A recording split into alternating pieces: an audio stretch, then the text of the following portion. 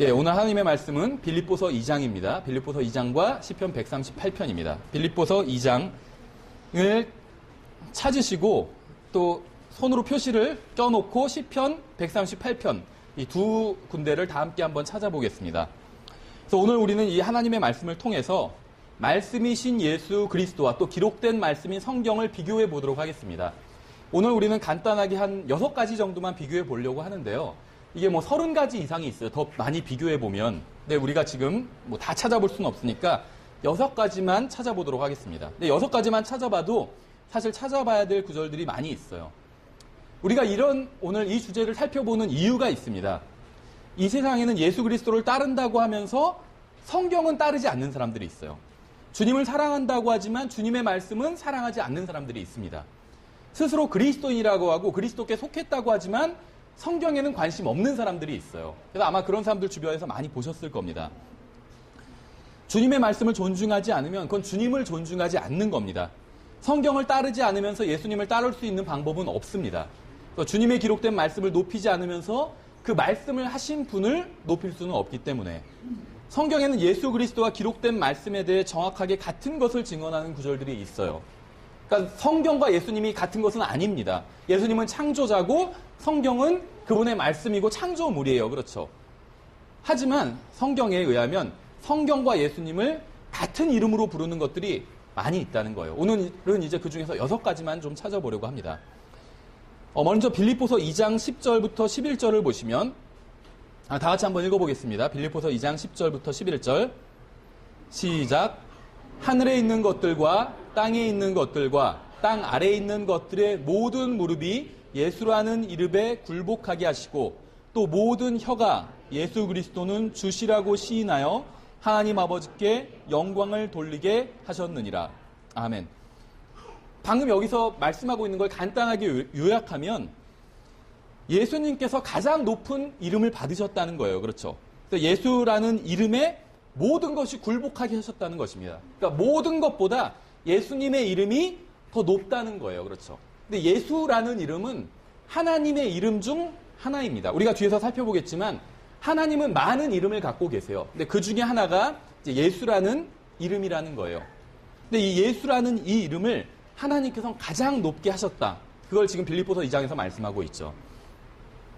시편 138편을 보겠습니다. 138편 2절에 138편 2절 다 같이 한번 이것도 읽어보겠습니다. 시작. 내가 주의 거룩한 전을 향해 경배하며 주의 인자하심과 주의 진리로 인하여 주의 이름을 찬양하리니 주께서 주의 말씀을 주의 모든 이름 위로 크게 하셨나이다. 아멘. 앞에서 빌립보서 2장에선 하나님의 많은 여러 가지 온 세상의 모든 이름 중에 예수라는 이름을 가장 높이셨다는 말씀을 하고 있었죠. 그래서 모든 것들이 다 예수라는 이름에 예수님 앞에 무릎을 꿇게 하실 거라고 이렇게 말씀하고 있어요. 근데 이제 시편 138편에서는 주의 모든 이름보다 주님은 여러 가지 많은 이름이 있어요. 그런데 주님의 모든 이름보다 주의 말씀을 하나님의 말씀을 가장 위로 크게 높이셨다고 말씀하고 있어요. 그러니까 지금 이 두 구절을 왜 찾아봤는지 이해하시겠죠. 하나님의 말씀에 성경에 의하면 모든 이름보다 가장 높은 이름은 예수 그리스도의 예수님이라는 이름입니다. 그런데 하나님께서는 그 예수라는 이름보다 주의 말씀을 더 위로 크게 하셨다고 말씀하고 있어요. 그렇죠. 그러니까 하나님께서 성경을 얼마나 높이시는지 우리가 이 구절을 통해서 알 수 있죠.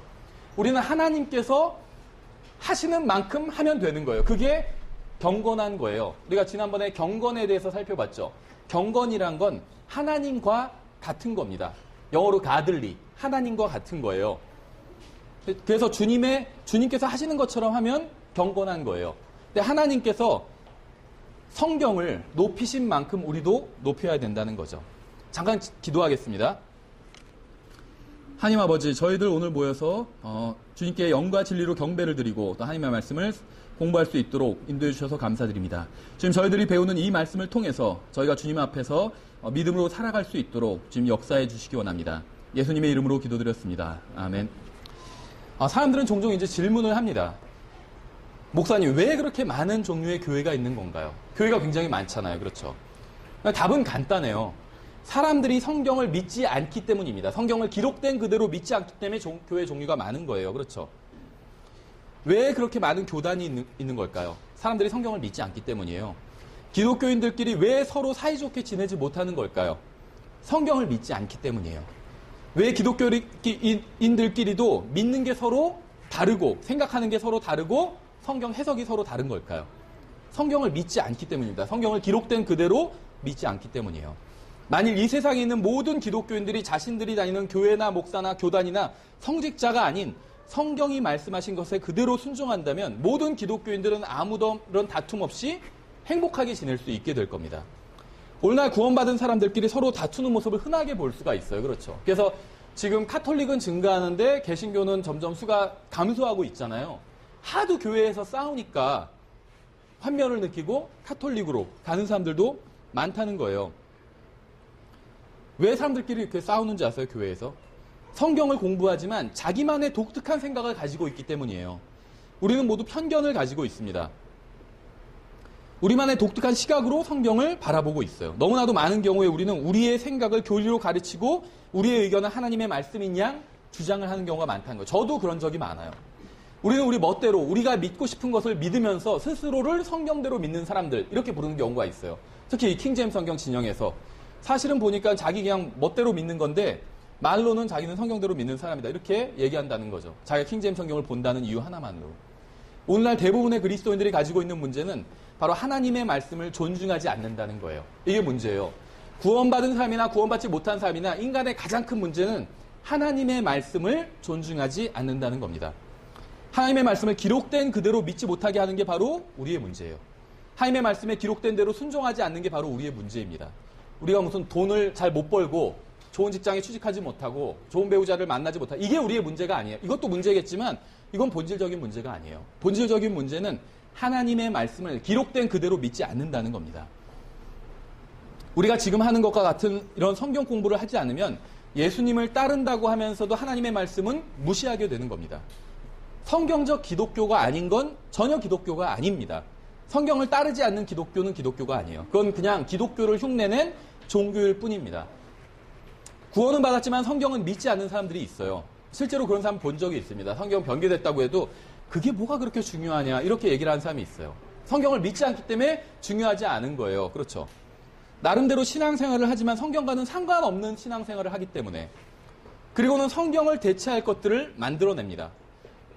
예를 들면 로마 천주교의 경우에는 하나님을 믿는다고 하지만 성경은 믿지 않기 때문에 성경과 관련 없는 교리들을 수없이 많이 만들어내는 거예요. 마리아의 어떤 마리아도 승천했다. 예수님 승천하신 것처럼 이런 교리, 아니면 교황은 무호하다. 이런 교리. 성경을 믿지 않기 때문에 성경을 대체하기 위해서 그런 교리를 만들어낸 것이죠. 그들에게 성경을 보여주면서 왜 천주교가 잘못되었는지를 알려주면 대부분은 화를 내고 진실을 알려준 사람을 이단이라고 해요. 그렇다면 왜 이렇게 비성경적인 교리들이 많이 생긴 걸까요? 오래전에 그리스도인들이 성경에 없는 것들을 만들어서 교리로 삼았기 때문입니다. 오늘날 사람들은 성경에 기록되어 있는 것인지 확인도 하지 않고 전통에 따라 오래전부터 가르쳐온 것이면 그것이 그저 옳은 것이겠거니 하면서 받아들이고 있어요. 불행한 사실은 이런 일이 어떤 로마 천주교에서만 일어나는 것이 아니라 침례 교회에서도 또 성경을 잘 믿는다고 하는 교회에서도 일어나고 있다는 겁니다. 그렇죠. 오늘날 많은 교회에서 무슨 위원회, 당회, 투표 아니면 사업, 민주주의 체계 하에서나 어떤 실행할 만한 것들을 교회에 그대로 들여와 적용하고 있는 경우들이 있어요. 신약 성경의 교회는 민주주의 체제의 국가가 아닙니다. 교회 실행은 성경을 따라야지 어떤 민주주의 원칙을 따르는 게 아니라는 거예요. 사람들은 자신이 그리스도인이라고 하지만 성경과는 전혀 관계없는 삶을 살아갑니다. 우리도 마찬가지일 거라고 생각해요. 여기에 계신 분들도 저를 포함해서 성경과는 관계없는 삶을 살 때가 있어요. 우리가 매일매일 한번 나눠서 생각해봐요. 매일 지난 일주일간의 나의 모든 삶이 다 성경과 관계가 있었다. 그런 분은 별로 없을 거예요. 그렇죠? 성경에 무엇이라고 기록되어 있는지는 전혀 중요하지 않은 거예요. 여러분은 어떠세요? 여러분은 성경이 여러분에게 중요한 책입니까? 정말? 하나님의 말씀이 여러분에게 정말 중요합니까?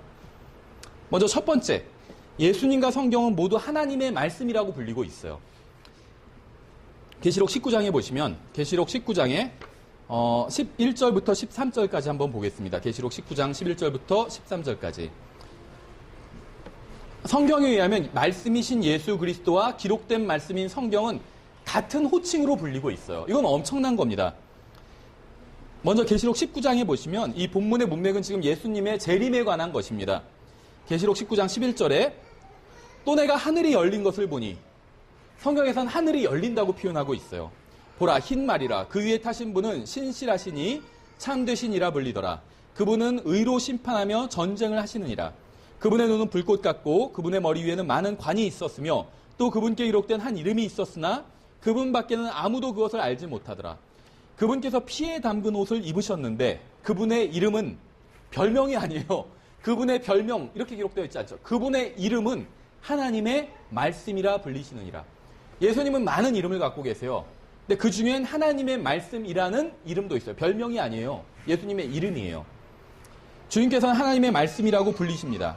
왕들 중에 왕이시고 주들 중에 중이신 주님 예수 그리스도께서는 하나님의 아들이신 예수 그리스도께서 하늘에서 이 세상에 자신의 왕국을 세우러 다시 이 세상으로 오실 예수 그리스도께서 자신의 이름을 하나님의 말씀이라고 부르고 계신 것이에요. 이건 찾지 않으셔도 해요. 아모스서 8장 11절에 아마 아시는 분도 있을 거예요. 말씀의 기근에 대해서 말씀하고 있죠. 주 하나님이 말하노라. 보라, 날들이 이르리니 내가 그 땅에 기근을 보내리라. 그것은 빵으로 인한 기근도 아니요 물로 인한 갈증도 아니며 오직 주의 말씀들을 듣는 것에 대한 기갈이니라. 보통 이제 아모스서 8장 11절을 말씀의 기근에 관한 말씀이다 이렇게 얘기를 합니다.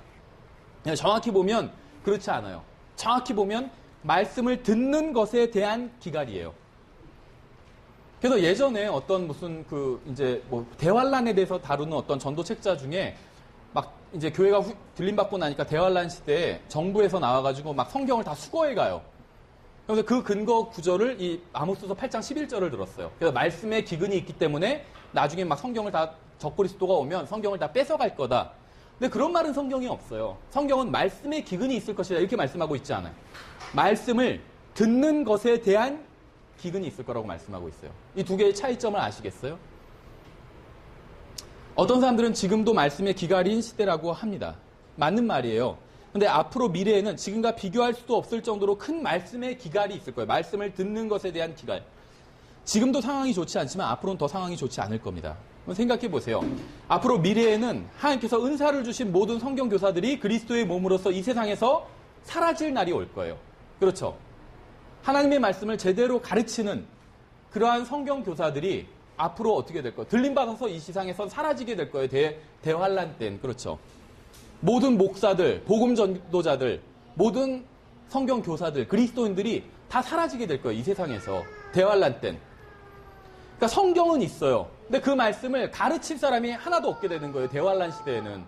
그러니까 성경은 말씀의 기갈이라고 부르지 않아요. 말씀을 듣는 것에 대한 기갈이라고 부르고 있는 거예요. 그래서 하나님의 말씀은 있지만 그 말씀을 가르칠 사람이 아무도 없기, 전파할 사람이 아무도 없기 때문에. 그렇죠. 물론 교회가 들림받고 나면 14만 4천 명의 유대인들이 하나님의 말씀을 이제 선포하게 되죠. 이 사람들은 인침을 받은 자들로 메시아가 올 것을 증언할 겁니다. 그런데 이 사람들은 지금 그리스도인들이 하나님의 말씀을 아는 것처럼 많이 알고 있진 않아요. 왜 그럴까요? 우리가 나중에 이제 종말론에 대해서 공부할 때 살펴보겠지만 예수님은 언제든지 다시 이 세상에 오실 수가 있어요. 근데 예수님께서 이 세상에 오시는 걸 성경은 재림이라고 부르죠. 근데 그 재림을 성경에선 두 가지라고 불러요. 공중재림, 지상재림. 공중재림을 다른 말로 하면 우리가 휴거라고 부르는 거예요. 공중으로 예수님이 오셔서 우리를 부르시면 예수님을 개인적인 구원자로 받아들이고 믿은 사람들은 다 들림받아 올라가게, 신앙생활을 잘했건 못했건 상관없어요. 왜냐하면 예수님을 믿는 순간 그리스도의 몸 안으로 들어가기 때문에 예수님께서는 자기의 몸을 이루고 있는 사람들을 다 불러 모으시는 거예요. 그리고 나서 7년 동안, 이제 정확히 말하면 3년 반이겠지만 지상에선 이제 대환란이 시작됩니다. 대환란이 끝날 때 예수님께서 재림하시는 거죠. 근데 이제 이 재림은 징조가 있어요. 성경에 지진, 기근, 그런 게 지금까지 일어났던 것과는 비교할 수 없을 정도의 큰 어떤 지진과 기근과 이런 대환란이 일어나게 될 겁니다. 그런데 휴거를 위한 징조는 없어요. 언제든지 휴거는 일어날 수 있다는 거예요. 정해놓지 않으셨기 때문에. 휴거는 언제든지 일어날 수 있어요. 그렇다면 휴거는 오늘 밤에도 일어날 수 있죠. 지금 이 순간에도 일어날 수 있어요. 그럼 휴거가 되자마자 이제 유대인들의 14만 4천 명의 증인들이 나타나게 되죠. 그럼 이 증인들은 지금 준비되고 있을 수도 있어요. 몰라요. 휴거가 30년 후에 일어난다면 아직 태어나지도 않았을 수도 있겠지만 휴거가 내일 일어난다면 지금 이 14만 4천 명의 유대인 증인들은 준비되고 있을 수도 있어요. 근데 이 사람들은 휴거되지 못한 사람들이죠. 그리고 이제 이 세상에서 증인으로 하나님의 증인으로 남게 될 사람이에요. 두 증인과 함께 계시록에 나오는. 그럼 이 사람들은 다시 말하면 휴거될 만큼 예수님을 알고 있지 않은 거예요. 예수님을 구원자로만 알고 있고 믿고 있으면 휴거될 수가 있죠. 유대인이나 이방인이나 예수님을 믿으면 다 교회가 돼요. 유대인 교회 이런 건 성경에 없어요. 그렇죠. 그러니까 다시 말하면 14만 4천 명은 나중에 대환란 때 이 세상에 남아서 예수 그리스도를 증언할 사람들입니다. 그런데 우리가 지금 알고 있는 것처럼 성경을 알고 있지도 못한 사람들이란 거예요. 예수님의 증인이긴 하지만 성경을 많이 읽는 사람들은, 많이 알고 있는 사람들은 아니라는 겁니다. 그래서 성경은 말씀을 듣는 것에 대한 기갈이 대환란 때 있을 거라고 말씀하고 있는 거예요. 이 사람들이 예수님을 증언하고 대환란 때 증언을 하겠지만 지금처럼 성경을 자세히 가르칠 수 있는 것은 아니기 때문에 그렇죠. 근데 계시록 다시 19장을 보시면 12절에 이렇게 되어 있어요. 그분께 기록된 한 이름이 있었으나 그분 밖에는 아무도 그것을 알지 못하더라. 이렇게 말씀하고 있어요. 이상하지 않아요? 예수 그리스도께서 재림하셔 이 세상에 오실 때 이 세상에는 하나님의 말씀인 성경에 대한 엄청난 무지가 팽배할 것입니다. 단 한 사람도 하나님의 말씀을 아는 사람이 없을 거예요. 생각해 보세요. 예수님의 이름이 하나님의 말씀이라고 여기서 밝히고 있어요. 그런데 아무도 모른대요. 왜 그럴까요? 예수님의 이름이 하나님의 말씀이라고 밝히고 있어, 성경은. 그런데 아무도 그분의 이름을 모른대요. 우리가 봤을 때 말이 되지 않아요, 이거는. 예수님의 이름이 하나님의 말씀인데, 그런데 예수님의 이름을 아무도 모른대요. 말이 안 되죠. 근데 말이 돼요. 지금 우리에겐 말이 안 돼요. 우리는 그분을 알고 있어요. 그분의 이름도 알아요. 하나님의 말씀이란 걸. 또 그분의 다른 이름들도 알고 있어요. 그렇죠. 뭐 임마누엘 많아요. 그분의 이름은. 근데 교회가 들림받고 나면 이 세상에 예수님을 믿지 않는 사람들만 남게 되죠. 14만 4천 명 빼고는. 그 사람들은 예수님을 모르는 거예요. 하나님의 말씀이라고 예수님의 이름이 적혀 있는데도 그걸 보고도 모르는 거예요. 그게 저분의 이름인지도. 그래서 아무도 모른다고 한 거예요. 밝혀놨는데. 그렇죠. 1 더하기 1은 2다. 그렇지만 아무도 이 답을 모른다. 지금 그런 얘기를 하고 있는 거예요. 누가복음 5장을 보겠습니다. 누가복음 5장에 보시면 이건 뭐 사실 찾지 않으셔도 돼요. 성경을 하나님의 말씀이라고 부르고 있어요. 그러니까 하나님께서 하신 말씀을 하나님의 말씀이라고 부르고 있어요. 누가복음 5장 1절에 사람들이 그분께 몰려와 하나님의 말씀을 들으려 할 때 그분께서 게네사렛 호숫가에 서서 이렇게 말씀하고 있죠. 그러니까 예수님께서 하시는 말씀, 이거를 하나님의 말씀이라고 부르고 있다는 거예요. 왜냐하면 예수님은 하나님이기 때문에. 그렇죠. 그래서 성경에 의하면 예수님의 이름도 하나님의 말씀이고 성경도 하나님의 말씀이에요.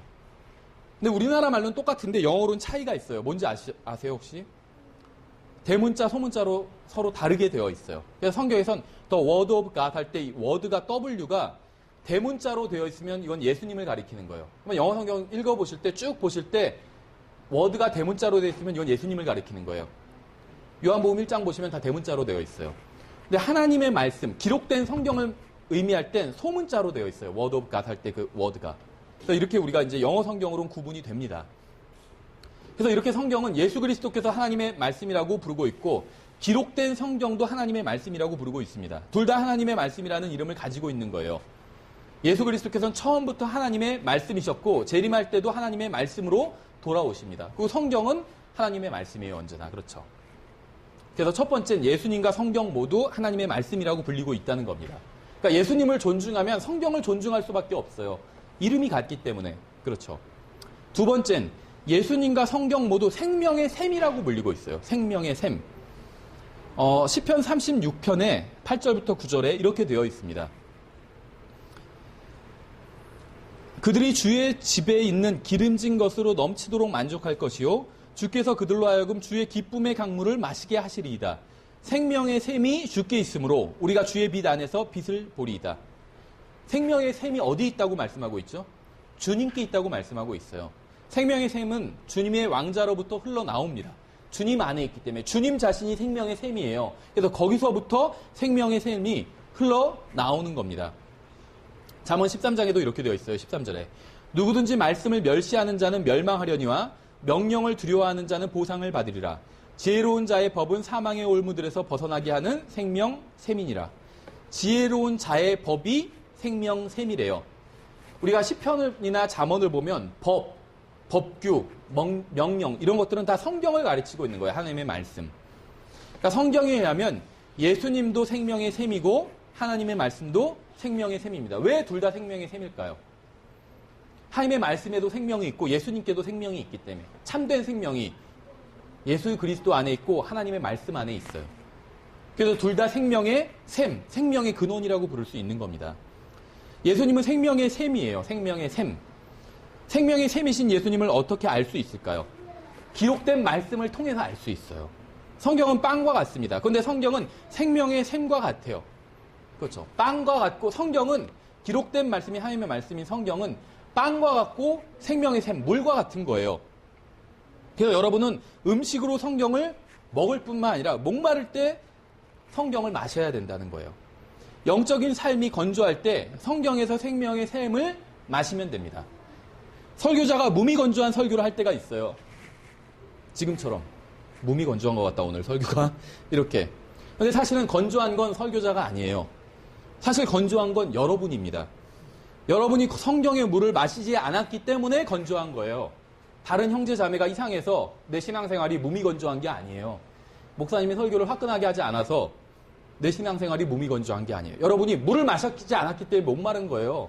여러분이 목마른 이유는 다른 사람 때문이 아니죠. 여러분이 물을 마시지 않았기 때문이에요. 마찬가지예요. 영적인 삶도. 교회나 다른 사람이나 목사나 다른 사람 때문에 여러분의 영적인 삶이 몸이 건조한 게 아니라 여러분이 하나님의 말씀을 마시지 않았기 때문에 몸이 건조한 거예요. 예배가 몸이 건조해 보일 때가 있어요. 그렇죠. 근데 사실 건조한 건 예배가 아닙니다. 건조한 거는 여러분이에요. 교회가 건조하게 느껴질 때가 있어요. 우리 교회는 별로 그러지 않아요. 지하에서 습기가 차 있어요. 항상. 가득히 틀면 잔뜩 나오더라고요. 교회가 건조한 게 아니라 내가 건조한 거예요. 내 신앙생활이. 왜냐하면 생명의 샘인 하나님의 말씀을 마시지 않았기 때문에. 그렇죠. 그래서 여러분이 만약에 삶이 몸이 건조한 것 같다. 신앙생활이 몸이 건조한 것 같다. 라고 느끼신다면 하나님의 말씀을 마셔야 돼요. 생명의 샘인. 제가 깨달은 것이 무엇인지 아세요? 여러분이 성경을 충분히 읽고 연구하면 어떻게 되는지 아세요? 설교와 예배의 의미가 충만해집니다. 성경을 충분히 읽고 연구하면 설교와 예배가 즐거워져요. 성경을 읽지 않고 연구하지 않으면 어떻게 되는지 아세요? 설교가 지루하고 예배가 몸이 건조해집니다. 생각해 보세요. 어떤 사람은 설교와 예배가 너무 지루하다고 하는데 다른 사람은 너무 즐거웠다고 해요. 전 그런 걸 본 적이 있어요. 예전 교회에서도. 어떤 사람은 너무 지루하대요, 설교가. 예배도 너무 지루하고. 근데 어떤 사람은 너무 즐겁대요. 주일이 기다려진대요. 똑같은 말씀이고 똑같은 교회인데 왜 반응이 다를까요? 문제는 예배에 있지 않아요. 문제가 어디 있는지 아세요? 하나님과의 관계에 있어요. 하나님과의 관계. 하나님과의 관계가 바른 관계에 있다면 그 다음에 어디에 있든 상관없어요. 좋은 교회에 있든 나쁜 교회에 있든 심지어 감옥에 있어도 찬송이 나올 수 있어요. 입에서. 베드로가 그랬잖아요. 그렇죠? 감옥 안에 있었는데 입에서 찬송이 났어요. 왜 그랬을까요? 하나님과의 관계가 좋았기 때문에 건조하지 않았던 거예요. 신앙생활이. 베드로는 감옥에 있어도. 그래서 자신의 환경이 전혀 상관이 없었다는 겁니다. 왜 어떤 사람들은 어려운 환경 속에서도 주님을 열심히 섬기는지 아세요? 왜 부족한 시간을 쪼개서 성경을 연구하고 교회 와서 봉사하는지 아세요? 하나님의 말씀을 통해 하나님과 교제를 나눴기 때문이에요. 문제는 하나님과의 관계에 있어요. 시간이 없는 게 문제가 아니라 하나님과의 관계가 원만하지 못한 게 문제입니다. 어떤 사람은 시간이 없어서 주님을 섬길 시간이 없다고 그래요. 성경을 읽을 시간도 없다고 해요. 시간이 없어서. 너무 바빠서. 그럼 생각해 보세요. 100억을 준다면 어떨까요? 그 대신 이제 지금 직장 생활은 그대로 해야 돼요. 근데 하나님의 말씀을 예를 들면 하루에 1시간씩 읽으면 100억을 주겠다. 그럼 바빠서 못 읽겠다. 이럴 사람이 있을까요? 없을 거예요. 그런 사람은. 그렇죠. 그러면은 성경, 하나님의 말씀보다 100억을 더 높다고 생각하기 때문에 시간을 만들어내요. 그래서 성경을 읽어요. 100억을 준다면. 그렇죠. 근데 하나님께서 어떤 걸 더 값어치 있게 보실까요? 하나님의 말씀과 100억 중에. 그러니까 우리의 문제가 뭔지 아시겠죠? 하나님이 생각하시는 것처럼 생각하지 않는다는 게 우리의 문제예요. 왜 그런지 아세요? 왜 우리는 하나님처럼 생각하지 않는지 아세요? 하나님의 말씀을 읽지 않기 때문이에요. 그렇죠. 똑같은 찬송을 하고 똑같은 주님을 믿고 똑같은 진리를 믿지만 한 사람은 무미건조하고 한 사람은 기쁨과 감격이 충만합니다. 찬송이나 주님이나 진리가 문제가 아니에요. 무엇이 문제인지는 자명하죠. 그 사람의 마음이 메발랐기 때문이에요. 우리에게 필요한 게 무엇인지 아세요? 우리는 아침에 성경을 먹고 점심에 성경을 먹고 저녁에 성경을 먹어야 돼요. 그래서 우리의 줄인 배를 채워야 합니다. 우리는 성경을 마셔야 합니다. 그래서 우리의 갈증을 풀어야 돼요. 우리는 성경을 섭취해야 합니다. 그래서 우리의 건강에 필요한 영양분을 공급받아야 합니다. 우리는 성경을 읽어야 돼요. 그래서 우리 혼에 만족을 얻어야 돼요. 우리가 왜 만족함이 없는 줄 아세요? 하나님의 말씀이 우리 안에 없기 때문이에요. 우리가 하나님의 말씀을 읽어야 합니다. 그래서 우리는 그리스도인으로서의 삶을 즐기고 하나님을 기뻐할 수 있어야 해요. 하나님의 말씀을 읽어야, 하나님의 말씀으로 내 안이 충만해야 그리스도인으로서의 삶을 즐길 수 있는 겁니다. 세 번째, 에베소서 3장을 보겠습니다. 에베소서 3장. 예수님과 성경은 모두 우리 안에 거하신다고 말씀하고 있어요. 성경에 의하면. 에베소서 3장에 보시면 3장 16절에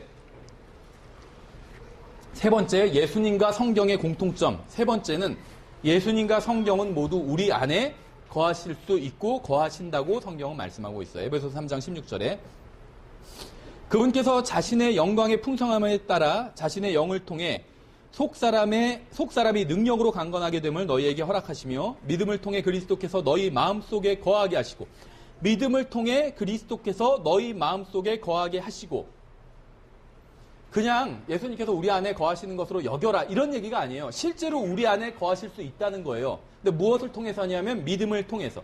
마음이란 게 있나요? 사람 안에? 마음. 보이진 않지만 마음이란 게 사람 안에 분명히 있어요.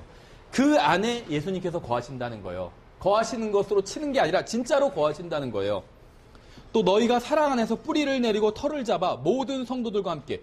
우리 신앙의 기초가 무엇인지 아시겠죠? 사랑 안에서 뿌리를 내려야 돼요. 지식 안에서 뿌리를 내리고 이렇게 말씀하고 있지 않아요. 사랑 안에서, 하나님의 사랑 안에서 뿌리를 내려야 돼요.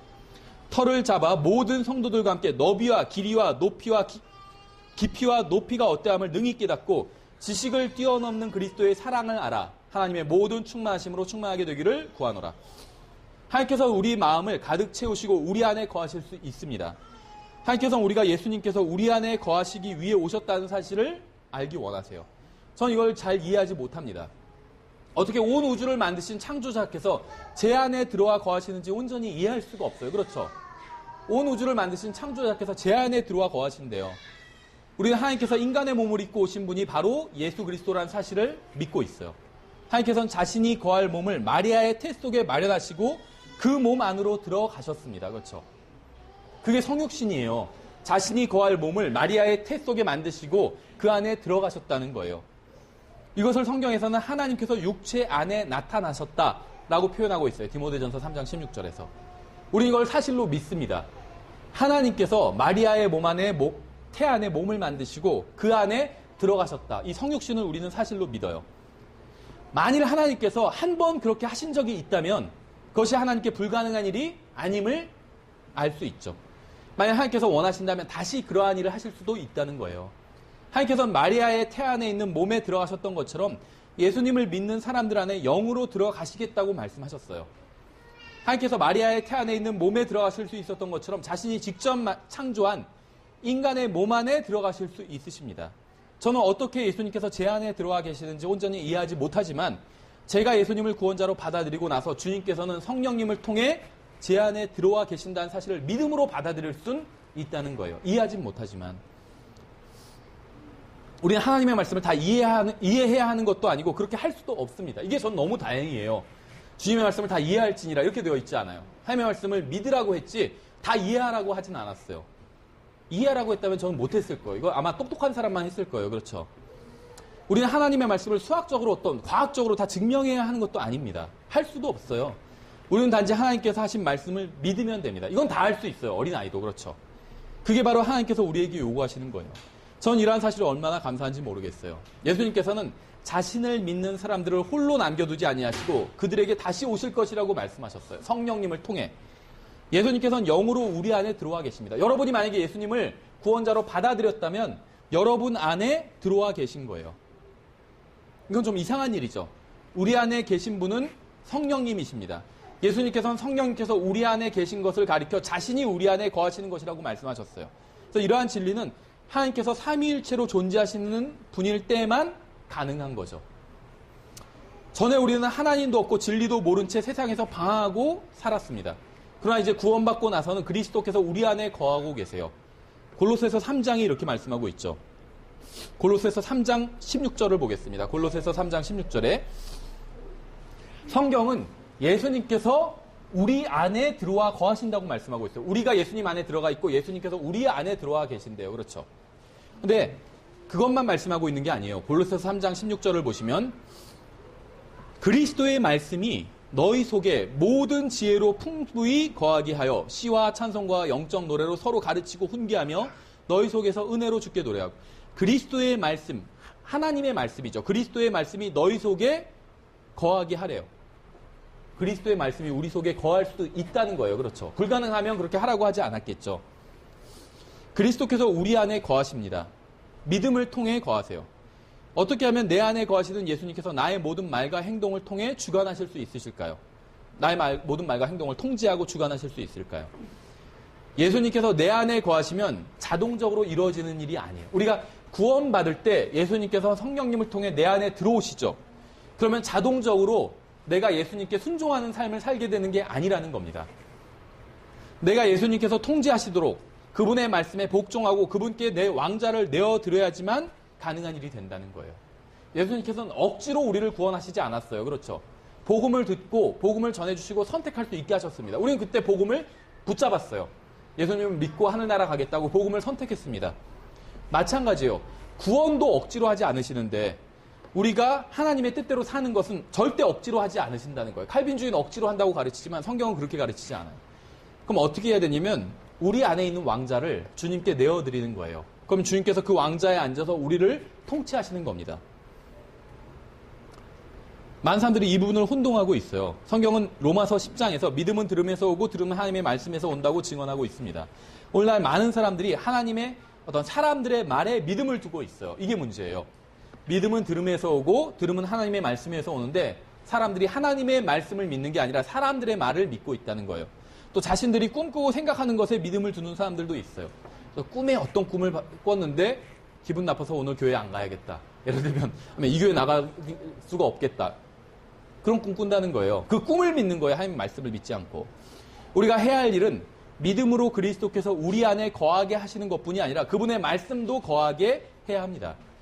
우리는 성경에 예수님을 믿어야 돼요. 이 세상엔 많은 예수가 있어요. 많은 사람들이 예수님의 뜻이라고 하면서 이상한 일들을 하기도 합니다. 그들이 말하는 예수는 성경이 말씀하시는 예수님이 아니에요. 따라서 우리 안에서 예수님뿐만이 아니라 그분의 말씀도 거해야 돼요.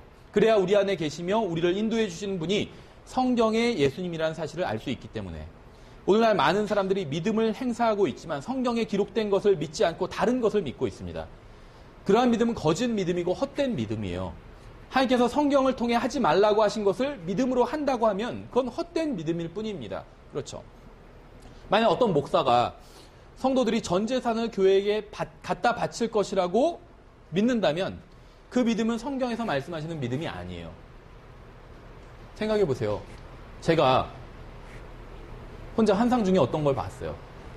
교회 모인 모든 분들이 집이고 뭐고 다 팔아서 전 재산을 교회에 갖다 바치는 환상을 봤어요. 그리고 제가 그걸 믿어요.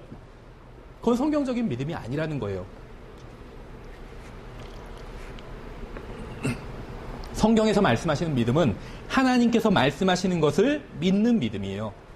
자기가 믿고 싶은 대로 믿는 것은 성경에서 말씀하시는 믿음이 아니고 하나님께서 그러한 것을 믿음이라고 인정하시지도 않는다는 겁니다. 그건 자기 생각대로 하는 거지 믿음이 아니에요. 하나님께서 우리가 상상하는 것이나 꿈꾸는 것이나 원하는 것이 아닌 성경에서 읽은 것에 우리의 믿음을 두기를 원하십니다. 예수님의 이름으로 기도한다는 것의 의미를 제대로 알지 못한 채 어떤 고급 승용차를 주십시오. 예수님의 이름으로 기도드렸습니다. 아멘. 그건 믿음이 아니라는 거예요. 아니면 20년을 젊어지게 해주실 것으로 믿습니다.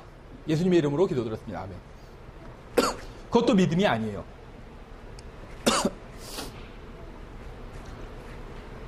아무리 믿음으로 기도해도 하나님께서는 그러한 기도에 응답해 주시지 않는다는 겁니다. 하나님께서는 그러한 것을 구하면 응답해 주신다고 성경에 약속하신 적이 없기 때문에 오늘날 많은 사람들이 믿음에 관해 이야기하지만 실상을 들어보면 성경에 기록된 믿음이 아닌 어떤 도박장에서 대박이 터지기를 원하는 종류의 믿음이에요. 하나님께서는 우리 안에 예수 그리스도께서 거해야 한다고 말씀하셨을 뿐만 아니라 하나님의 말씀도 거해야 한다고 말씀하셨습니다. 그래야 우리는 아무거나 믿고 싶은 것을 믿지 않고 하나님의 말씀에 기록된 것을 믿을 수 있기 때문에 예수님을 믿는다고 하지만 아무거나 믿고 어떤 사람들은 그러잖아요. 왜 그런지 아세요? 그 사람 안에 하나님의 말씀이 거하지 않기 때문이에요. 그래서 예수님을 믿지만 무엇을 믿어야 되는지 몰라요. 하나님의 말씀이 없기 때문에.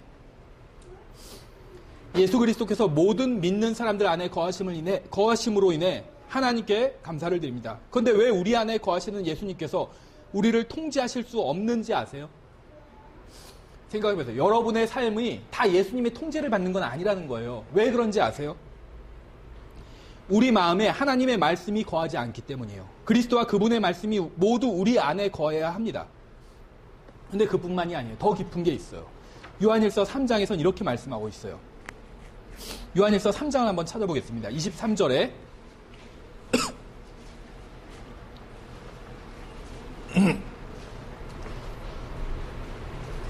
요한일서 3장 23절에 그분의 명령은 이것이니 곧 우리가 그분의 아들 예수 그리스도의 이름을 믿고 그분께서 우리에게 명령을 주신 대로 서로 사랑하는 것이라. 그분의 명령들을 지키는 자는 그분 안에 거하고 그분은 그 안에 거하시나니 그분께서 우리에게 주신 성령으로 말미암아 그분께서 우리 안에 거하시는 줄 이로써 우리가 아느니라. 성경에서 말씀하시는 구원의 위대함이 무엇인지 아세요? 우리 안에 거하시는 주님께서는 다시 나가지 않으신다는 겁니다. 우리 안에 거하시는 주님은 우리 안에서 뿌리를 내리고 영원히 우리 안에서 사실 거예요. 이것은 마치 어느 지역에 이사를 가는데 잠시만 머무르기 위해서 간 것이 아니라 그곳에 완전히 정착해 살기 위해서 간 것과 같습니다. 주님께서는 단순히 우리 안에 거하시는 거하시는 게 아니라 어바이드 한다고 말씀하고 있어요. 머무신다는 거예요. 요한일서 2장에서는 이렇게 말씀하고 있어요. 아버지들아, 내가 너희에게 쓴 것은 너희가 처음부터 계신 그분을 알았기 때문이라. 젊은이들아, 내가 너희에게 쓴 것은 너희가 강하고 또 하나님의 말씀이 너희 속에 거하며, 여기서도 어바이드예요. 너희가 그 사악한 자를 이겼기 때문이라. 성경이 여러분의 마음속에 있고 하나님의 말씀이 여러분의 생각을 지배하면 그 말씀은 여러분 안에 영원히 머무를 겁니다. 예수님께서 여러분 안에 영원히 머무시는 것처럼 여러분이 하나님의 말씀이 여러분 안에 거하게 하면 그 말씀도 여러분 안에 영원히 머무르게 된다는 거예요.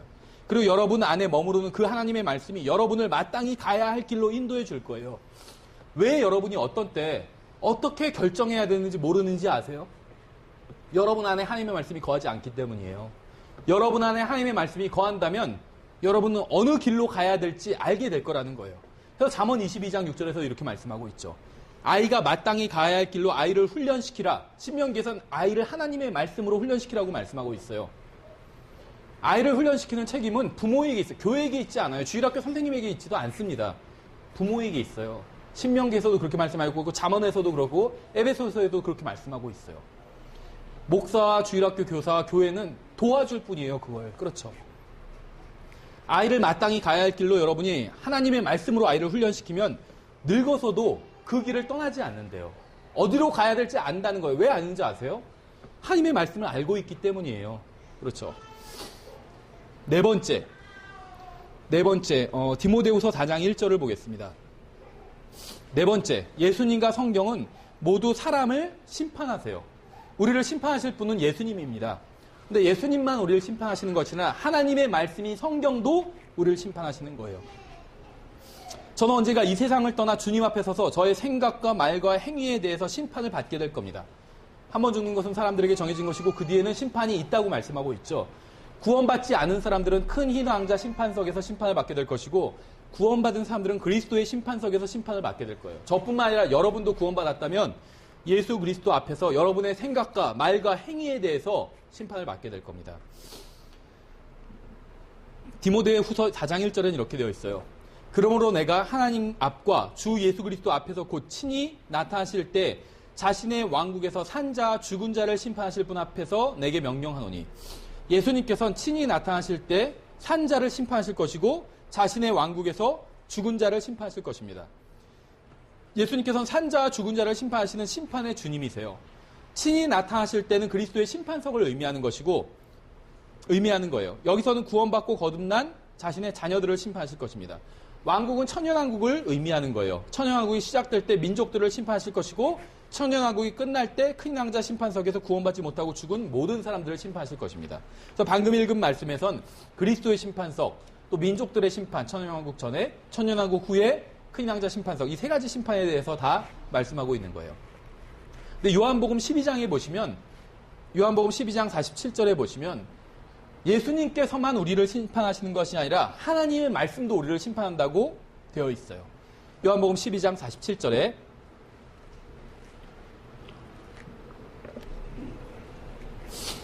요한복음 12장 47절에 48절까지 보시면 사람이 내 말들을 듣고 믿지 아니할지라도 내가 그를 심판하지 아니하노라. 나는 세상을 심판하러 오지 아니하고 세상을 구원하러 왔노라. 예수님은 사랑이 충만하신 분이기 때문에 구원하시는 일을 하신다는 거예요. 하지만 예수님께 심판도 맡겨졌죠. 그런데 예수님은 사랑이 충만하신 분이세요. 그래서 예수님은 그 심판을 하나님의 말씀대로 하시겠다는 겁니다. 나를 거절하고 내 말들을 받아들이지 아니하는 자에게는 그를 심판한 이가 있으니 곧 내가 한 바로 그 말이 마지막 날에 그를 심판하리라. 예수님께서 하신 말씀, 하나님의 말씀이죠. 그 하나님의 말씀이 사람들을 심판하게 된다는 겁니다. 하나님께서는 자신의 말씀을 벗어나지 않으세요. 성경대로 하신다는 거예요. 성경대로 하지 않으신 적이 한 번도 없어요. 하나님께서는 긍휼이 충만하신 분입니다. 주님께서는 모든 사람이 구원받기를 원하세요. 성경에 보면 하나님께서는 악인이 죽는 것을 기뻐하지 않는다고 말씀하셨어요.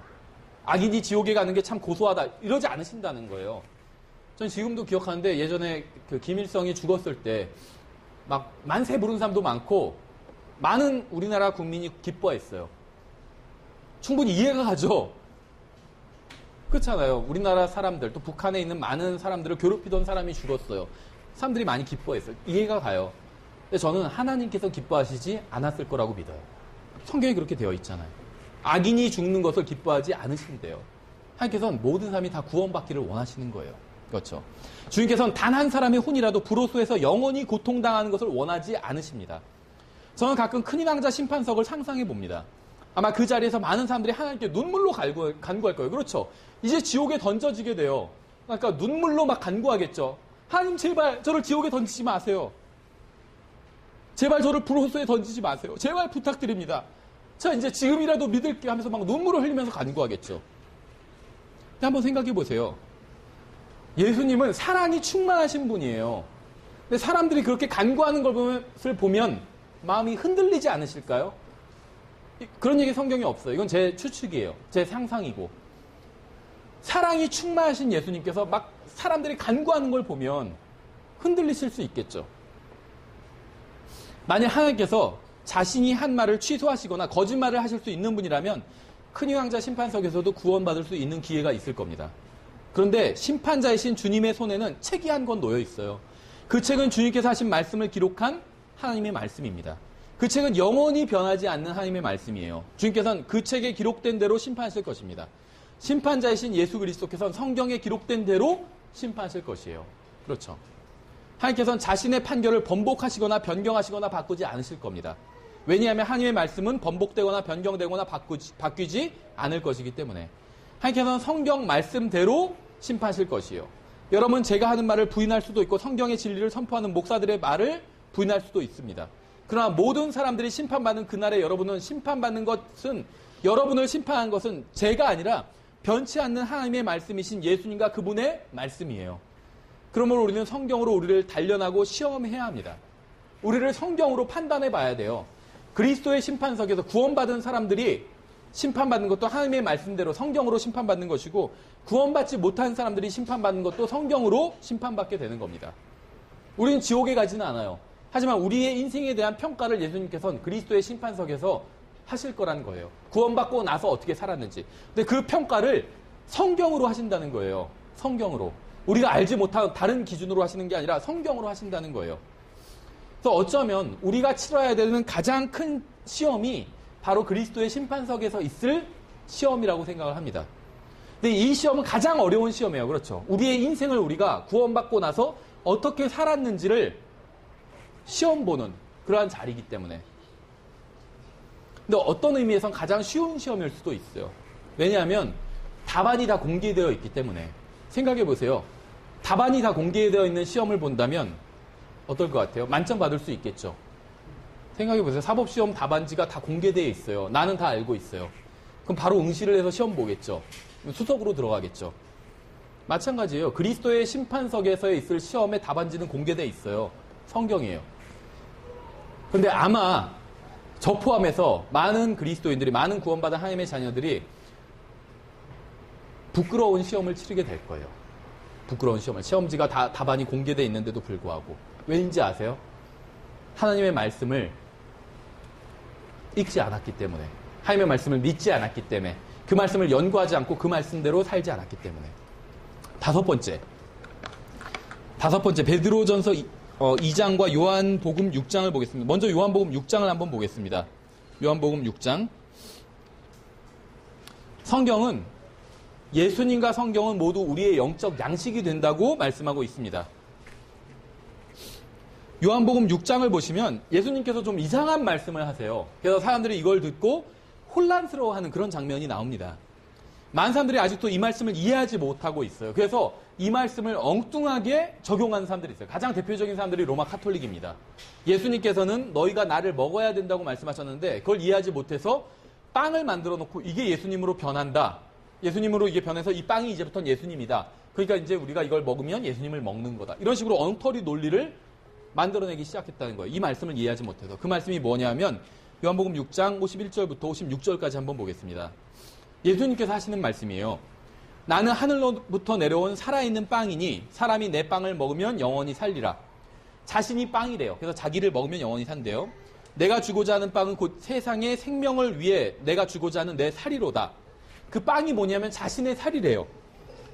하시니라. 이러므로 유대인들이 자기들끼리 다투며 이르되 이 사람이 어찌 능히 자기 살을 우리에게 주어 먹게 하겠느냐. 하매 이에 예수님께서 그들에게 이르시되 진실로 진실로 내가 너희에게 이르노니 너희가 사람의 아들의 살을 먹지 아니하고 그의 피를 마시지 아니하면 너희 속에 생명이 없느니라.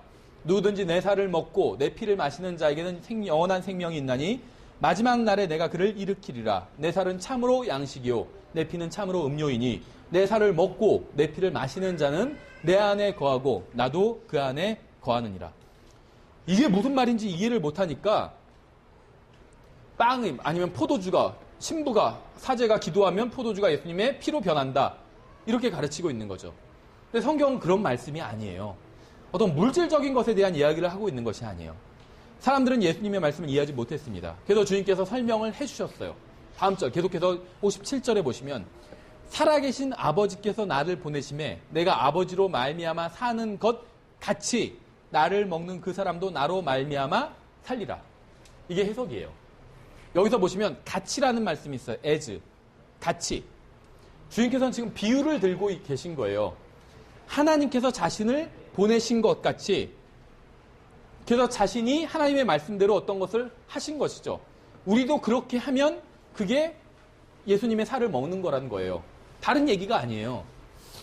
계속해서 다음 절을 보시면 58절에 이것이 하늘로부터 내려온 그 빵이니라. 너희 조상들이 만나를 먹고도 죽은 것과 달리 이 빵을 먹는 자는 영원히 살리라 하시니라. 이것들은 그분께서 가버나움에서 가르치실 때 회당에서 말씀하신 것이더라. 그러므로 그분의 제자들 중에 많은 사람들이 이것을 듣고 이르되 이 말씀은 어렵도다. 누가 그것을 들을 수 있으리요 하매 예수님께서 자기 제자들이 그것에 대해 수군거리는 줄 스스로 아시고 그들에게 이르시되 이것이 너희를 실족하게 하느냐. 그러면 너희가 사람의 아들이 이전에 있던 곳으로 올라가는 것을 보면 어떻게 하려느냐. 잘 생각해 보세요. 예수님께서 내 살과 피를 마셔야 한다고 말씀하셨죠. 그러니까 사람들은 그게 무슨 말인지 이해를 못했어요. 그러니까 예수님께서 또 하신 말씀이 있어요. 그러면 너희가 사람의 아들이 이전에 있던 것으로 올라가는 것을 보면 어떻게 하겠느냐. 이 말씀하셨어요. 이게 무슨 관계가 있을까요? 예수님을 먹는 것과 예수님의 피를 마시는 것과 예수님이 하늘로 올라가는 것. 이게 무슨 관계가 있을까요?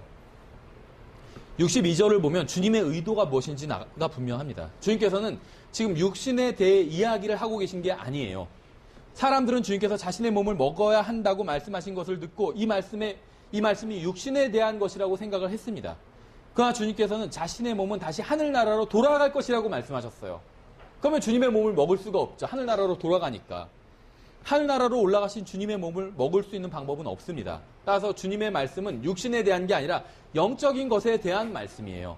주님의 말씀은 매주 일요일마다 자신의 살을 먹으라는 게 아니었던 겁니다. 계속해서 다음 절 63절을 볼게요. 여기에 답이 있어요. 살리는 것은 영이며 육은 아무것도 유익하게 하지 못하느니라. 내 살을, 진짜 육신적인 살을 먹으라는 그 말이 아니라는 거예요. 내가 너희에게 이른 말들은 곧 영이요 생명이니라. 영이 중요하다는 거죠. 근데 이 영이요 생명이 중요한데 이게 뭐냐면 내가 너희에게 이르는 말들이래요. 하나님의 말씀을 먹어야 돼. 예수님의 말씀은 결국 하나님의 말씀을 먹으라는 거예요. 그러면 산다는 거예요. 영원한 생명을 얻게 된다는 거예요. 예수님의 살을 진짜로 씹어 먹으라는 게 아니에요. 그렇죠? 주님과 만났다는 것만으로는 충분하지 않습니다. 여러분이 구원받았다면 주님과 만난 거예요. 구원자를 만난 거예요. 근데 그것으로는 충분하지 않아요. 여러분은 매일 영적 양식으로 여러분의 속사람을 먹여야 돼요. 속사람. 여러분은 매일 예수 그리스도를 먹여야 합니다. 먹여야 해요. 매일 예수 그리스도를 먹어야 돼요. 여러분은. 그렇다면 예수님을 먹는다는 게 무슨 의미일까요? 본문에서 나온 것처럼 예수님께서 아버지로 말미암아 사는 것 같이 우리도 예수님으로 말미암아 사는 것, 이게 예수님을 먹는 거예요. 예수님께서 아버지와 교제를 나누셨던 것처럼 우리도 예수님과 교제를 나누는 것이에요. 일주일에 식사를 단 한 번만 하고서는 살 수가 없습니다. 그렇죠? 이것은 육신적으로나 영적으로나 동일하게 해당되는 말씀이에요. 사람들은 일주일에 한 번, 주일에 교회에 가서 1시간 동안 설교를 듣습니다. 고작 영적 식사를 한 것은 그게 다예요. 그리고 자신들이 왜 영적으로 성장하지 못하는지 의아해합니다. 왜 주님을 위해서 살지 못하는지, 왜 어떤 짜릿한 어떤 감정이 없는지 의아해해요. 일주일에 한 끼 식사를만 하고는 살 수 없어요. 살 수 없어요. 우리의 몸을 위해 하루 3번 식사를 하는 것처럼 속사람을 위해서 그렇게 식사를 해야 합니다. 그렇지 않으면 우리는 영적으로 죽게 될 거라는 것이에요. 아사하게 될 것이죠. 우리는 예수 그리스도를 먹어야 합니다. 우리는 우리의 육신이 음식에서 영양분을 공급받고 생명을 유지하는 것처럼 우리의 속사람도 예수 그리스도로부터 영양분을 공급받고 생명을 유지해야 돼요. 베드로전서 2장 1절에서 여러분들 잘 아시는 구절이에요. 이렇게 말씀하고 있죠. 베드로전서 2장 1절부터 3절에 그러므로 모든 악의와 모든 교활함과 위선과 시기와 모든 비방하는 말을 버리고 새로 태어난 아기들로서 말씀의 순수한 젖을 사모하라. 이것은 너희가 그 젖으로 말미암아 성장하게 하려 함이라. 너희가 주께서 은혜로우신 것을 맛보았으면 그리하라. 성경은 우리가 예수 그리스도를 먹어야 한다고 말씀하고 있어요. 그런데 그와 동시에 성경은 우리가 하나님의 말씀을 먹어야 한다고 말씀하고 있어요. 그렇죠. 우린 예수 그리스도를 먹어야 돼요.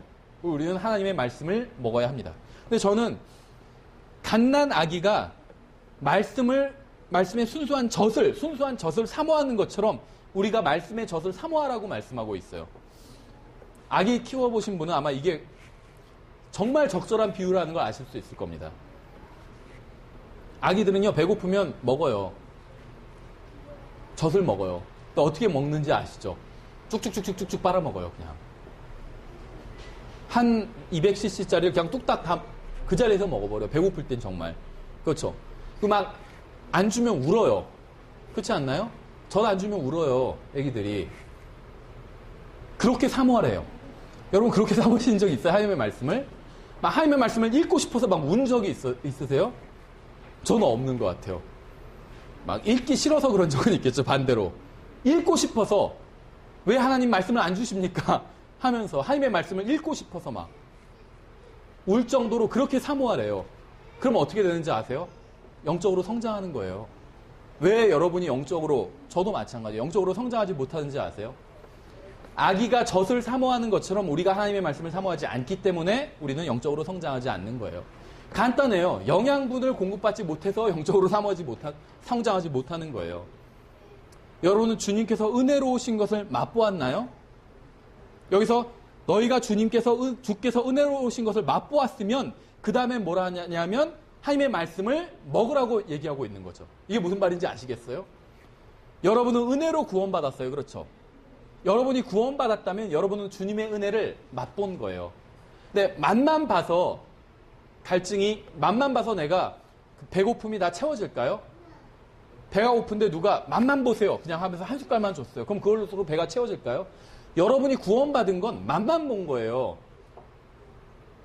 맛만 보는 건 소용이 없어요. 구원받은 거 중요해요. 근데 그것만으로는 소용이 없어요. 하나님께서 여러분을 단지 죽어서 지옥에 가지 않게 하기 위해서, 죽어서 하늘나라에 가기 위해서 예수님께서 십자가 위에서 죽으신 게 아니에요. 여러분이 하나님의 은혜를 맛만 보는 것이 아니라 하나님의 은혜를 충분히 먹게 하기 위해서 십자가에서 죽으신 거예요. 단순히 구원받게 하기 위해서가 아니라 영원히 하나님과 남편과 아내로서 친밀한 교제를 나누게 하기 위해서 십자가 위에서 죽으신 거예요. 여러분 하나님의 은혜를 맛만 보지 마세요. 전체 음식을 드세요. 순수한 말씀의 젖을 마시세요. 그래야 영적으로 성장할 수 있습니다. 한 가지 질문을 드릴게요. 육신의 성장과 영의 성장이 다른 점은 무엇인지 아세요? 지금 제가 같은 점을 말씀드렸죠. 육신적으로도 먹어야 성장하죠. 영적으로도 하나님의 말씀을 먹어야 성장해요. 다른 점은 무엇인지 아세요? 다른 점. 다른 점은 육신의 성장은 한계가 있지만 영의 성장은 한계가 없다는 거예요. 육신은 유아기와 청소년기에는 계속 성장하지만 성인이 되어서는 더 이상 성장하지 않습니다. 전 16살 때 성장이 멈췄어요. 그때까지는 그래도 약간 큰 편이었는데 그 다음부터는 전혀 크지 않았어요. 그러니까 고등학교 1학년 때 계속 클 것 같죠? 아직 어린 형제 자매님들 계속 클 수도 있고 아닐 수도 있어요. 확실한 건 성인이 되어서는 거의 성장하지 않아요. 그렇죠? 육신의 성장에는 한계가 있습니다. 그런데 영은 달라요. 영적으로는 달라요. 우리가 계속 하나님의 말씀을 섭취한다면 우리의 속사람은 결코 성장을 멈추지 않을 겁니다. 그러면 우리는 순수한 말씀의 젖에서 손을 놔서는 안 돼요. 영적으로 계속 쭉쭉쭉쭉 성장해 나갈 수 있기 때문에. 육신적인 성장은 180이면 대부분은 끝나요. 그렇죠? 더 이상 넘어가지 않아요. 잘. 영적인 성장은 2m, 3m, 100m 계속 넘어가요. 6번째, 마지막으로 골로새서 1장과 데살로니가 전서 2장을 보겠습니다. 먼저 골로새서 1장을 보겠습니다. 골로새서 1장. 골로새서 1장. 예수님과 성경은 모두 우리가 그것을 먹을 수 있죠. 또 우리 안에서 거하시죠. 근데 우리 안에서 그냥 거하시는 것이 아니라 우리 안에서 일하실 수가 있어요. 예수님도 우리 안에서 일하실 수 있고 하나님의 말씀도 우리 안에서 일하실 수 있어요. 하나님의 말씀이 우리 안에서 그냥 자동으로 일하시는 게 아닙니다. 예수님께서 우리 안에서 자동으로 일하시는 게 아니에요. 어떠한 조건이 충족되면 우리 안에서 일하실 수 있어요. 이것에 대해서 이제 오늘 오후에 로마서 6장을 공부하면서 자세히 다루게 됩니다. 먼저 골로새서 1장 28절, 29절 두 절을 보시면 우리가 그분을 선포하며 각 사람에게 경고하고 모든 지혜로 각 사람을 가르침은 우리가 각 사람을 그리스도 예수님 안에서 완전한 자로 드리고자 함이니라. 이 일을 위해 나도 내 속에서 강력하게 일하시는 그분의 활동에 따라 싸우며 수고하느니라. 부럽지 않아요? 사도 바울 안에선 예수님께서 강력하게 일하신대요. 여러분 안에서도 강력하게 일하시나요? 하나님께서는 머나먼 셋째 하늘에서 우리가 무엇을 하는지 지켜보고 계십니다. 우리가 구원받았을 때 하나님께서는 우리 안으로 들어오셔서 우리 안에 거하시며 우리와 함께 살고 계세요. 우리 안에서. 내 몸 안에서 내가 살고 있죠. 근데 나만 살고 있는 것이 아니라 구원받은 이후에 예수 그리스도도 이 안에 들어와서 같이 사신다는 거예요. 룸메이트예요. 일종의. 같이 사는 거예요. 이 몸을 같이 쓰고 있는 거예요. 근데 생각해 보세요. 룸메이트가 혼자 방을 막 마음대로 혼자 쓰고 있어요. 그럼 여러분 기분 좋으신가요? 돼지우리처럼 해놨어요. 밤에 자야 되는데 자지 않고 막 게임하고 있어요. 룸메이트가. 소리 지르고 막 그러고 있어요. 자기 멋대로 써요. 그리고 막 방을 돼지우리처럼 쓰고 있고. 그럼 여러분 기분 좋으신가요? 기분 나쁘겠죠. 아마 예수님도 동일한 기분을 느끼실 것 같아요. 동일한 느낌을 갖고 계실 것 같아요. 지금. 우리가 단순히 하나님을 위해 일할 뿐만 아니라 성령님의 통제를 받아 바르게 일을 할 수 있게 하셨습니다. 우리 안에서 일하시는 분은 바로 하나님이시기 때문에 만일 우리가 하나님께서 우리 안에서 일하시도록 우리 자신을 주님께 내어드린다면 주님께서는 우리 안에서 우리를 통해 직접 일하실 겁니다. 내어드린다면 우리가 양보를 한다면 그분께 마치 방을 같이 쓰고 있는데 나 혼자 쓰는 게 아니라 양보를 하면 주님께 그럼 주님께서는 이제 일하기 시작하실 거라는 거예요. 그렇죠. 데살로니가 전서 2장을 보겠습니다. 데살로니가 전서 2장 13절에 마지막 구절이에요. 데살로니가 전서 2장 13절에 이건 예수님과 성경을 비교하는 우리의 주제와 관련해서 굉장히 핵심적인 말씀이에요. 데살로니가 전서 2장 13절에 이렇게 되어 있죠. 이런 까닭에 우리가 또한 하나님께 끊임없이 감사를 드림은 너희가 우리에게서 들은 하나님의 말씀을 받을 때 그것을 사람들의 말로 받지 아니하고 하나님의 말씀으로 받았기 때문이니 진실로 그러하도다. 무슨 말이냐면 하나님의 말씀을 전하고 있는데 그것을 그냥 오늘도 목사님이 그냥 이상한 얘기 하시네 이렇게 생각하는 것이 아니라 하나님의 말씀을 전하는 그 자체를 하나님의 말씀으로 받아들였다는 거예요. 하나님의 말씀 자체를. 중요한 얘기가 나오죠. 그 말씀이 하나님의 말씀이 또한 너희 안에서 효력 있게 일하느니라. 이렇게 되고 있으면 성경 교환하셔야 돼요. 그 말씀이 또한 믿는 너희 안에서 효력 있게 일하시느니라. 이렇게 말씀하고 있죠. 하나님의 말씀이 자동으로 우리 안에서 일하신다는 게 아니에요. 이 말씀을 우리가 믿을 때 일하신다는 거예요. 이게 무슨 말씀인지 아시겠어요? 하나님의 말씀을 이래야 그 말씀이 우리 안에서 역사할 수 있는 거예요. 어떤 상황을 보면 불가능한 것 같아요. 하나님의 말씀대로 하면 내가 손해가 나고 불가능해요. 직장도 못 잡을 것 같아 그러면. 직장 생활 못 할 것 같아 하나님의 말씀대로 하면. 그럴 때 어떻게 하는지 아세요? 하나님의 말씀을 믿는 거예요. 그러면 그 말씀이 일하시는 거예요. 하나님의 말씀대로 하면 내가 직장 생활 못 할 것 같아서 믿지 않았어요. 그럼 어떻게 되는지 아세요?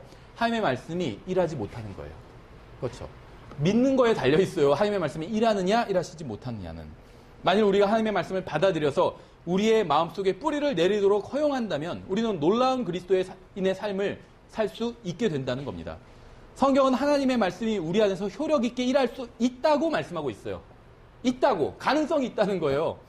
단순히 하나님의 말씀을 읽는 게 아니라 단순히 하나님의 말씀을 듣는 것도 아니라 단순히 하나님의 말씀을 배우는 것도 아니라 믿어야 이 말씀을 믿어야 듣고 읽고 배운 이 말씀을 믿어야 그 말씀이 우리 안에서 효력 있게 일할 수 있다는 겁니다. 저는 예수님께서 구원자이심을 믿고 있어요.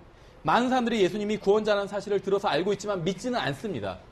알고 있는 건 중요하지 않아요. 아는 것도 중요하지만 그것으로 다가 아니라는 거예요. 예수님은 구원자, 이걸 알고 있다고 해서 구원받는 게 아니라는 겁니다. 믿어야 구원받아요. 많은 사람들이 반드시 다시 태어나야 한다는 사실을 알고 있지만 믿지는 않아요. 우리도 마찬가지예요. 우리는 성경을 통해 많은 것을 알고 있다고 하지만 그 안 것을 다 믿지는 않습니다. 믿는다고 말은 하지만 우리의 삶은 전혀 달라지지 않아요. 왜냐하면 우리가 실제로 믿지 않기 때문에. 우리가 주님께 실제로 우리의 삶을 내어드리지 하나님께서 로마서 6장에서 우리가 이제 오후 시간에 배우겠지만 우리가 우리 자신의 삶을 우리 자신을 주님께 내어드리라고 말씀하고 있어요. 그런데 우리는 내어드리지 않아요. 왜 내어드리지 않는지 아세요? 믿지 않기 때문이에요.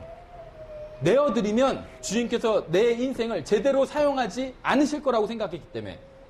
생각해 보세요. 운전하라고 이제 어디를 먼 곳을 가야 돼요. 어려운 길을. 근데 내가 예를 들면 다른 사람한테 운전대를 맡기지 않아요. 왜냐하면 내가 더 운전을 잘하기 때문에 내가 운전을 하려고 하는 것이겠죠. 이 사람이 운전을 아주 잘해요. 그럼 이 사람한테 맡기겠죠. 예전에 그런 예화를 들은 적이 있어요. 실제로 있었던 일인데 독일은 그 아우토반이라서 고속도로가 이제 무제한이잖아요. 그런데 어떤 사람이 택시를 이제 타고 택시를 잡았고 이제 가족들이랑 가는데 공항에 가야 되는데 자기가 운전을 하겠다고 그러더라고요. 택시 기사한테. 택시 기사가 여러분 생각해보세요. 여러분이 어디 가려고 하는데 기사한테 제가 운전할게요. 그럼 기사가 운전대 내줄 것 같아요? 택시 기사 운전 굉장히 잘하는 사람들이에요. 안 내줘요. 죽어도 안 내줘요. 내줄 수도 없고. 이 사람이 딱 그 사람의 얼굴을 보더니 바로 내줬대요. 슈마허였던 거예요. 슈마허. 그러니까 레이싱 경기에서 가장 잘하는 사람이 유명한 사람이에요. 슈마허가 운전대를 잡더니 정말 무서운 속도로 달리더래요. 요리조리 피해가지고 결국 시간 안에 공항에 도착했대요. 그래서 택시 B 플러스 알파로 더 주고 가더래요. 자기보다 운전을 더 잘한다고 확실하게 검증된 사람이잖아요. 수많은 레이싱 경기에서 1등한 사람이에요. 맡길 수가 있는 거예요. 그렇죠. 운전대를. 우리가 예수님께서 생각해보세요. 예수님께서 인생을 사신다면 최고의 인생을 사시겠죠. 알고 있어요. 근데 그걸 알고 있는 것과 믿는 건 전혀 다른 일이에요. 예수님께서 최고의 인생을 사실 수 있다고 믿는다면 그분께 나의 인생의 주도권을 내어드릴 수 있는 거예요. 그분의 말씀대로 할 수 있는 거예요. 내 눈엔 손해가 나는 것 같이 보여요. 그래도 그분을 믿는다면 내어드리는 거예요. 그분께. 그럼 그게 다른 얘기가 아니에요. 그분의 말씀대로 산다는 거예요. 그게 그분께 내어드린 거예요. 그렇죠. 이 세상에선 하나님의 말씀대로 살아도 실패한 인생으로 보일 수 있어요. 저는 하나님의 말씀대로 살면 돈도 많이 벌고 성공하고 정말 무슨 돈 많이 버는 좋은 직장에 다니는 남자랑 결혼하고 예쁜 여자랑 결혼하고 그런 얘기를 하는 게 아니에요. 하나님의 말씀대로 살아도 못생긴 여자랑 결혼할 수 있어요. 남편이 직장 잘릴 수도 있어요. 하지만 하나님의 말씀대로 살면 그리스도의 심판석에서 책망받지는 절대 않을 거예요. 완전히 다른 이야기죠. 그렇죠. 만일 어떤 사람이 하나님의 말씀을 받아들이고 믿는다면 그 말씀이 그 사람 안에서 일할 겁니다. 저는 이렇게 되기를 원합니다. 저는 단지 성경을 많이 아는 사람이 되기를 원하지 않습니다. 그건 아무런 소용이 없어요. 저는 단지 성경 구절을 많이 알아서 다른 사람과 논쟁해서 이기는 사람이 되기를 원하지 않습니다. 저는 하나님의 말씀이 제 삶을 통제해서 제 안에 계신 그리스도께서 저를 주관하시고 저의 생각과 행위와 말과 동기를 완전히 장악하시기를 원합니다. 그래서 제 안에 계신 그리스도께서 저를 통해 일하시기를 원해요. 이것이 바로 제가 원하는 것입니다. 여러분도 이렇게 되고 싶지 않으세요? 이렇게 어떻게 하면 그렇게 될 수 있는지 아세요? 우리가 단지 성경에 나온 말씀을 지식으로만 아는 게 아니라 그 말씀을 믿으면 그렇게 될 수 있어요. 그러면 그 말씀이 우리의 삶 가운데서 놀랍게 일하실 겁니다. 이제 정리를 하겠습니다. 오늘날 많은 사람들이 예수님을 사랑한다고 하지만 성경엔 관심이 없습니다. 교회 다니고 예수님을 믿는다고 하고 하나님을 사랑한다고 하지만 성경에는 무관심해요. 그러나 하나님을 사랑한다고 하면서 그분의 말씀을 사랑하지 않는다면 그건 하나님을 사랑하지 않는 거예요. 내가 당신을 사랑해요 정말. 하지만 그 사람이 말하는 건 듣지 않아요. 하나도. 사랑한다고 하면서 예를 들면 같이 방 안에 있는데 에어컨을 세게 틀어놨어요. 근데 그 사람이 너무 춥다고 하는데 난 당신을 사랑해. 하지만 에어컨은 끄지 않을 거야. 그럼 그 사람 사랑하지 않는 거죠. 사랑하지 않는 거예요. 누구를 사랑한다고 해서 하면서 그 사람 말을 듣지 않으면 전혀 사랑하지 않는 거예요. 우리가 하나님을 사랑한다고 하지만 하나님의 말씀을 듣지 않는다면 그건 우리가 거짓말하고 있는 거예요. 그냥 하나님 사랑하지 않는다고 하는 게 나아요. 그렇죠. 예수님을 믿는다고 하면서 그분의 말씀이신 성경을 믿지 않는다면 그건 결국 예수님을 믿지 않는 거예요. 하나님을 믿는 사람은 그분의 말씀도 믿고 예수님을 사랑하는 사람은 그분의 말씀도 사랑하고 하나님을 존중하는 사람은 그분의 말씀도 존중합니다. 그렇죠. 성경을 믿지 않고 예수님을 믿을 수 있는 방법은 전혀 없습니다. 성경을 따르지 않고 예수님을 따를 수 있는 방법도 전혀 없어요. 왜냐하면 예수님께서는 성경을 통하지 않고는 말씀하시지 않고 성경대로 하지 않고서는 일하지 않으시기 때문에 성경이 없었다면 우리는 예수님을 알 수 없었을 것이고 예수님이 아니었다면 성경은 아무런 의미가 없었을 거예요. 하나님의 말씀이시며 아들 하나님이신 예수님과 기록된 하나님의 말씀인 성경의 속성은 놀랍도록 일치합니다. 물론 하나님이 성경이라거나 성경이 하나님이라는 말은 아니에요. 그렇죠? 성경은 하나님의 말씀이지 하나님이 아닙니다. 성경이 하나님이라고 믿는다면 그것은 분명 이단 교리예요. 성경과 예수님은 놀랍도록 유사하지만 서로 완전히 다른 존재입니다. 성경은 불로 태우거나 찢어버릴 수 있지만 누구도 예수님을 그렇게 할 수는 없기 때문에 예수님은 창조자이시지만 성경은 창조물이기 때문에 성경은 하나님이 아니에요. 하나님이 계시고 성경이 있는 거지 성경이 있고 하나님이 계신 게 아니기 때문에 그러나 성경을 무시하는 것은 하나님을 무시하는 겁니다. 왜냐하면 성경이 하나님의 말씀이기 때문에 만약 어떤 아들이 아버지의 말을 무시하면서 아버지를 존경한다고 하면 그건 거짓말이란 것이죠. 하나님을 존중하는 사람은 하나님의 말씀인 성경도 존중합니다. 오늘날 많은 사람들이 예수님을 사랑한다고 하지만 어떻게 사랑하는지 모르고 있어요. 그래서 이상한 짓을 하고 있는 거예요. 그렇죠? 예수님을 따른다고 하지만 어떻게 따르는지 모르고 있어요. 예수님을 믿는다고 하지만 어떻게 믿는지 모르고 있습니다. 성경을 믿는 것이 예수님을 믿는 것이에요. 성경을 따르는 것이 예수님을 따르는 겁니다. 성경을 사랑하는 것이 예수님을 사랑하는 것입니다. 이러한 사실을 깨달아야 성경적인 참된 신앙생활이 시작되는 거예요. 그래서 이것이 신앙생활의 가장 기초라는 겁니다. 성경과 예수님이 어떤 관계에 있는지를 아는 게 하나님과 그분의 말씀이 어떤 관계에 있는지를 아는 게 신앙생활의 가장 기초라는 거예요. 예. 잠깐 기도하겠습니다. 잠깐. 하나님 아버지,